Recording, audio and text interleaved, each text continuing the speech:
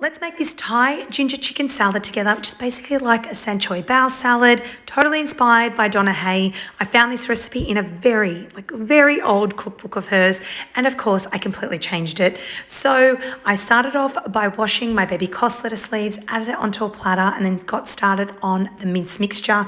So I sweated off a little bit of coriander stems, spring onions, chili, ginger, garlic, bit of white pepper, added in that chicken mince and browned it off, breaking up any lumps.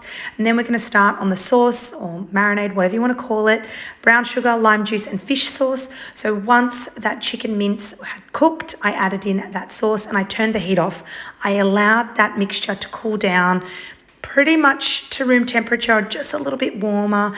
I added some red capsicum strips to the lettuce leaves. I added the mince mixture, more capsicum, fresh mint leaves, some more spring onions and lime wedges. It's a very delicious recipe. It's a salad. It's quite filling. You could totally add some rice noodles to this. Serve it up with some rice as well if you love your carbs just as much as I do.